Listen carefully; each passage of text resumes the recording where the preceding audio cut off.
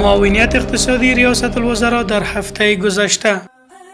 بر ریاست محترم ملا عبدالغنی برادر آخوند معاون اقتصادی ریاست الوزراء کمیسیون تدارکات ملی به ارزش حدود 8 میلیارد افغانی قرارداد 25 پروژه را منظور نمود. به نشست نوبتی کمیسیون تدارکات ملی که به تاریخ 8 اوت سال روان در قصر مرمرین تدویر گردیده بود، طبق آجندا 31 پروژه جهت بحث پیشکش گردید که از آن جمله قرارداد 25 پروژه منظور، قرارداد 5 پروژه لغو و قرارداد 1 پروژه برای بار دوم به داوطلبی آزاد سپرده شد.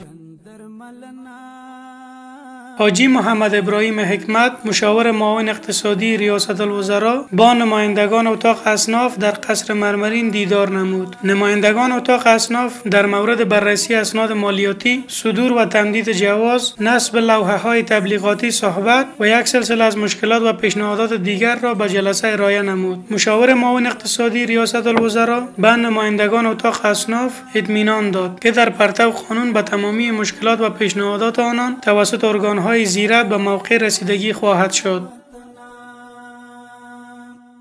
در جلسه نوبتی کمیته سرمایه‌گذاری بین الوزارتی که به تاریخ 8 ماه اوت سال جاری در قصر مرمرین برگزار گردیده بود، طبق آجندا روی تعدادی از طرح‌های سرمایه‌گذاری ارائه شده از سوی سکتور خصوصی بحث شد. به جلسه طرح سکتور خصوصی برای ایجاد مراکز لابراتواری معیاری در محوطه شفاخانه‌های شهر جلال آباد و شیخ زاید کابل برای بحث ارائه شد. این طرح با در نظر داشت تعدیلات وارده از سوی کمیته سرمایه‌گذاری بین وزارتی تایید و به شرکت ارائه کننده توصیه شد تا دیزاین و امور ساختمانی طرح یاد شده را در هماهنگی با وزارت شهرسازی و مسکن انجام دهند.